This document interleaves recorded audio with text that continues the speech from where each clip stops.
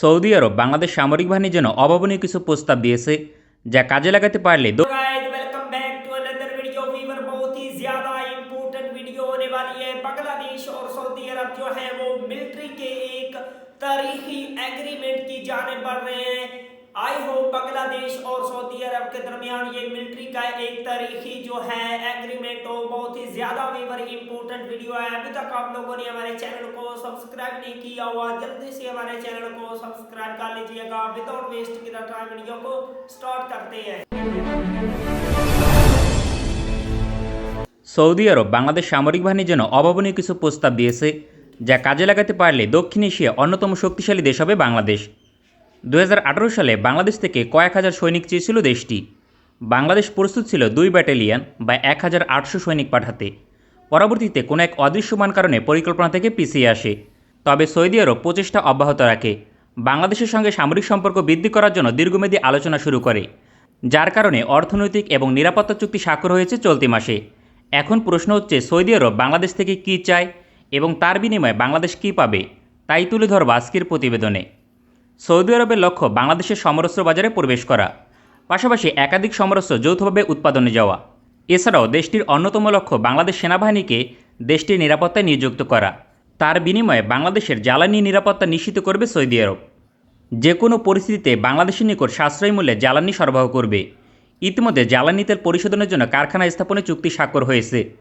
$multi-billion এই চুক্তির ফলে ভবিষ্যৎ জ্বালানি নিরাপত্তা বৃদ্ধি পাবে। ফলে কৌশলগতভাবে বড় ধরনের সুবিধা পাবে সামরিক বাহিনী, কারণ যুদ্ধের সময় রসদ সরবরাহ সবচেয়ে গুরুত্বপূর্ণ, তার মাঝে জ্বালানি অন্যতম। তবে দেশটির নিরাপত্তায় সেনাবাহিনী পাঠানো হলে অভাবনীয় সুযোগ পাবে সামরিক বাহিনী, কারণ সরাসরি ইয়েমেন যুদ্ধে না জড়িয়ে সীমান্ত নিরাপত্তায় কাজ করলেও বাংলাদেশের স্বার্থ রক্ষা পাবে।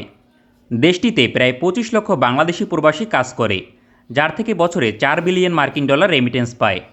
বাংলাদেশ সর্বমোট প্রতি বছর $22 বিলিয়ন রেমিটেন্স পায়। তার 5 ভাগের 1 ভাগ সৌদি আরব থেকে আসে। সেক্ষেত্রে দেশটির নিরাপত্তা বাংলাদেশের অর্থনীতির জন্য অত্যন্ত গুরুত্বপূর্ণ, কারণ সৌদি আরবের অর্থনীতি ক্ষতিগ্রস্ত হলে লক্ষাধিক প্রবাসী চাকরি হারাবে।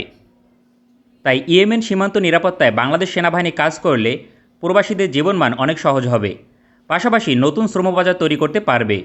দ্বিতীয়ত, প্রতি বছর অভাবনীয় পরিমাণ সামরিক সহযোগিতা পাবে সেনাবাহিনী, কারণ সৌদি আরবের নিরাপত্তায় যে দেশ সেনাবাহিনী পাঠিয়েছে তারা বছরে ন্যূনতম $1 থেকে $2 বিলিয়ন পায়। এই বিশাল পরিমাণ অর্থ ব্যয় করে মাত্র 1 দশকের মাঝে দক্ষিণ এশিয়া অন্যতম শক্তিশালী দেশ হতে পারে বাংলাদেশ। বর্তমানে জাতিসংঘের শান্তিরক্ষা মিশনে বাংলাদেশ সেনাবাহিনীর প্রায় 7,000 সৈনিক কাজ করে। তার বিনিময়ে বছরে সর্বোচ্চ $300 মিলিয়ন পায়। অন্যদিকে সৌদি আরবের নিরাপত্তায় 2,000 সৈনিক পাঠালে $1 থেকে $2,000 মিলিয়ন পর্যন্ত পাওয়া সম্ভব। নগদ অর্থ দিয়ে 3 বাহিনীর জন্য প্রয়োজনীয় সকল সমরাস্ত্র ক্রয় করতে পারবে, কেননা 2030 সাল পর্যন্ত সেনাবাহিনী সৌদি আরবে মোতায়েন করলে অন্তত $15 বিলিয়ন নগদ অর্থ পাবে। এই বিশাল পরিমাণ অর্থ দিয়ে চাহিদার প্রায় শতভাগ ভারী সমরাস্ত্র ক্রয় করা সম্ভব, কারণ বিমান বাহিনীর জন্য $5 বিলিয়ন প্রদান করলে সহজেই 32টি আধুনিক ফাইটার অন্তর্ভুক্ত করতে পারবে। অন্যদিকে সেনাবাহিনীর জন্য $3 বিলিয়ন ব্যয় করলে long range air defence system, ballistic missile সহ সকল ভারী সমরাস্ত্র ক্রয় করতে পারবে। অন্যদিকে নৌবাহিনীর জন্য $7 বিলিয়ন ব্যয় করলে 6টি হাই পারফরমেন্স ফ্রিগেট এবং 3টি সাবমেরিন ক্রয় করা সম্ভব। সেক্ষেত্রে ভারী সমরাস্ত্র ক্রয়ের জন্য অতিরিক্ত অর্থ ব্যয় না করেও আধুনিক সমরাস্ত্রে সজ্জিত হতে পারবে। এই বিষয়গুলো কাজে লাগিয়ে বাহরাইন, মরক্কো, মিশর, পাকিস্তান, জর্ডান অভাবনীয় সমরাস্ত্রের অধিকারী হয়েছে। শুধুমাত্র নগদ অর্থ পাবে এমন নয়, সৌদি আরব সরাসরি সমরাস্ত্র উপহার প্রদান করে।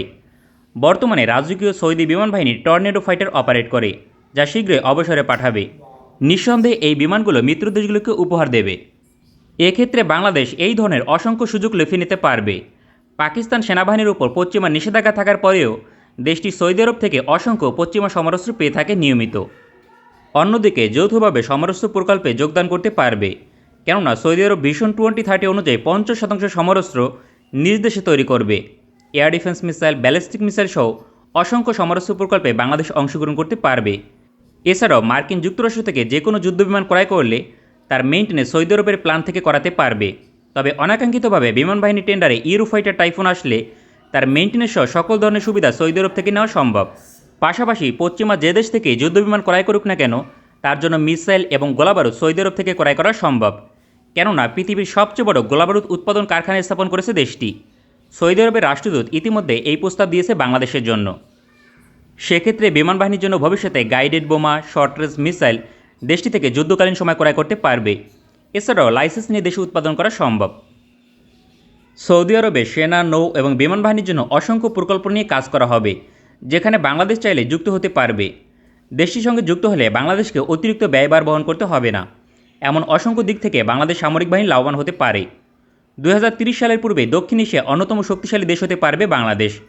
এক্ষেত্রে বাংলাদেশকে ইয়েমেন যুদ্ধে অংশগ্রহণ করতে হবে না, তার পরিবর্তে সীমান্ত নিরাপত্তায় কাজ করলেই চলবে। বর্তমান সময় 50 বছর পূর্বে পররাষ্ট্রনীতি চলে না, কারণ সবার সঙ্গে বন্ধুত্ব করে পৃথিবীর কোনো দেশের পক্ষে সামরিকভাবে শক্তিশালী হওয়া সম্ভব নয়। তাই যে কোনো একটি দেশের পক্ষ নিয়ে এগিয়ে যেতে হবে, তবে অবশ্যই সকল ক্ষেত্রে নয়। वाह वंडरफुल वीवर, बहुत ही ज्यादा शानदार किस्म का बांग्लादेश और सऊदी अरब के दरमियान मिलिट्री एग्रीमेंट है। आई होप बांग्लादेश और सऊदी अरब के दरमियान बहुत जल्दी ऐसी डील हो जिनसे बांग्लादेश और सऊदी अरब दोनों की मिलिट्री को काफी सारा बेनिफिट हो। सऊदी अरब और बांग्लादेश के दरमियान बहुत ही अच्छा रिलेशन है, दोनों कंट्री एक दूसरे को बहुत ही ज्यादा सपोर्ट करती हैं और सऊदी अरब बांग्लादेश के साथ खड़ा होता है हर मुश्किल घड़ी में। तो ऐसे में आई होप बांग्लादेश और सऊदी अरब के दरमियान जो है बहुत जल्दी डील हो। तो वीवर, अगर आप लोगों को मजीद इन्फॉर्मेटिव वीडियो देखनी है, जल्दी से हमारे चैनल को सब्सक्राइब कर लीजिएगा। मिलते हैं आपसे नेक्स्ट वीडियो में इंशाल्लाह, तब तक के लिए अल्लाह हाफिज।